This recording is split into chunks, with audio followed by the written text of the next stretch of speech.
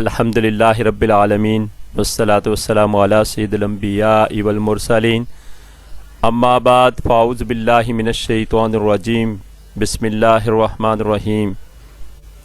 محترم دوستو، ساتھیوں، محترم بہنوں، پیارے بچوں، السلام علیکم ورحمۃ اللہ وبرکاتہ۔ آج کی ویڈیو میں ماہ شعبان المعظم کے فضائل بیان کیے جائیں گے۔ شعبان المعظم اسلامی سال کا 8واں مہینہ ہے جو کہ بہت زیادہ معزز محترم ہے۔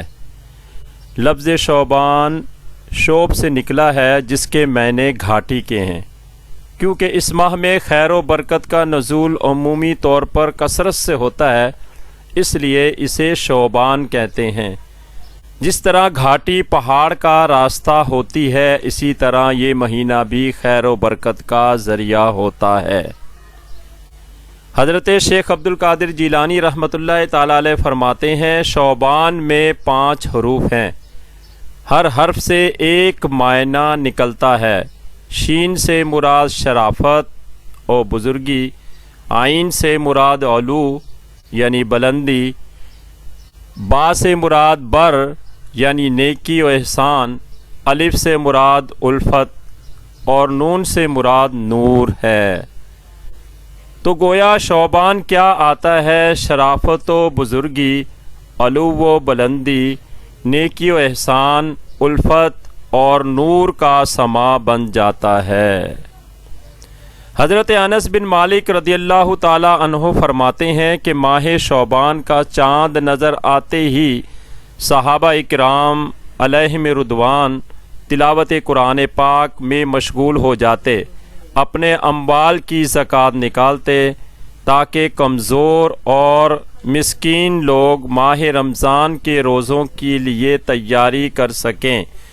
حکام قیدیوں کو طلب کر کے جس پر سزا قائم کرنا ہوتی اس پر سزا قائم کرتے، بقیہ کو آزاد کر دیتے۔ تاجر اپنے قرضے ادا کرتے اور دوسروں سے اپنا قرضہ طلب کر لیتے۔ یوں رمضان کا چاند نظر آنے سے قبل ہی اپنے آپ کو تمام دنیاوی معاملات سے فارغ کر لیتے، اور جیسے ہی رمضان شریف کا چاند نظر آتا، نہا دھو کر اپنے گھر بار کو چھوڑ کر اللہ کے گھر میں مسجد میں پورے ماہ کے لیے اعتکاف میں بیٹھ جاتے۔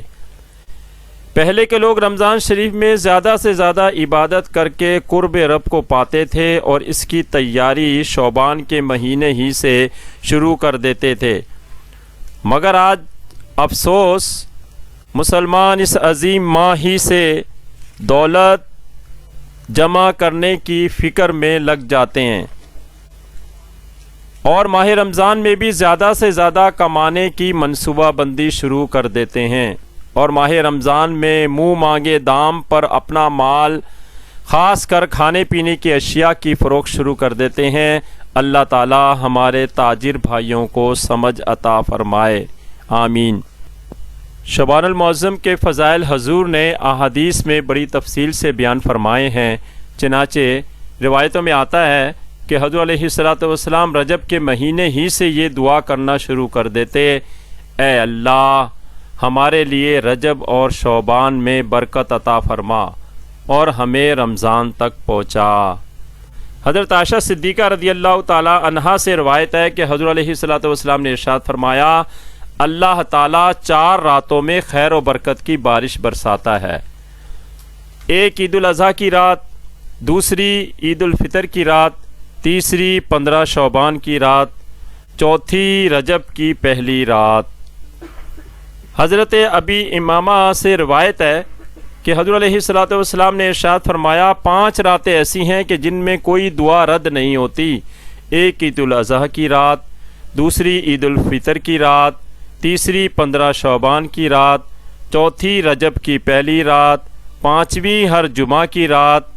اسی طرح حضرت ذوالنون مصری رحمۃ اللہ تعالی علیہ فرماتے ہیں کہ رجب بیج بونے کا مہینہ ہے، شعبان آبیاری کا مہینہ ہے اور رمضان پھل کھانے کا مہینہ ہے۔ ایک اور جگہ حضرت علیہ الصلوۃ والسلام نے فرمایا کہ جب ماہ شعبان آ جائے تو اپنے جسموں کو پاکیزہ رکھو اور اس ماہ میں اپنی نیت اچھی رکھو اور انہیں حسین بناؤ۔ اور سب سے بڑھ کر اس مہینے کو یہ شرف حاصل ہوا کہ حضور علیہ الصلوۃ والسلام نے فرمایا شعبان میرا مہینہ ہے۔ پوری حدیث اس طرح ہے کہ رجب اللہ کا مہینہ ہے، شعبان میرا مہینہ ہے، رمضان میری امت کا مہینہ ہے۔ اس ماہ میں حضور علیہ الصلوۃ والسلام کثرت سے روزے رکھتے تھے، چنانچہ حضرت عائشہ صدیقہ رضی اللہ تعالیٰ عنہا سے روایت ہے کہ حضور صلی اللہ تعالیٰ علیہ وسلم کا پسندیدہ مہینہ شعبان تھا اور آپ اس میں کثرت سے روزے رکھتے تھے اور شعبان کے روزوں کو رمضان کے روزوں سے ملا دیا کرتے تھے۔ حضرت عائشہ صدیقہ رضی اللہ تعالیٰ عنہا فرماتی ہیں کہ حضور علیہ الصلوۃ والسلام شعبان کے پورے مہینے کے روزے رکھتے تھے۔ اسی طرح ایک اور روایت میں آتا ہے کہ کسی نے حضور علیہ الصلوۃ والسلام سے پوچھا کہ آپ شعبان میں کثرت سے روزے کیوں رکھتے ہیں؟ تو آپ صلی اللہ تعالیٰ علیہ وسلم نے فرمایا شعبان سے شعبان نامہ اعمال اٹھایا جاتا ہے اور میں چاہتا ہوں کہ جب میرا نامہ اعمال اٹھایا جائے میں روزے سے ہوں۔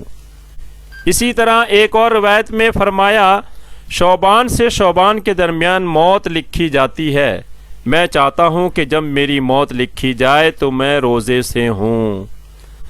حضور صلی اللہ تعالیٰ علیہ وسلم نے فرمایا جس نے شعبان کا ایک روزہ رکھا اللہ اس پر جہنم کو حرام کر دے گا۔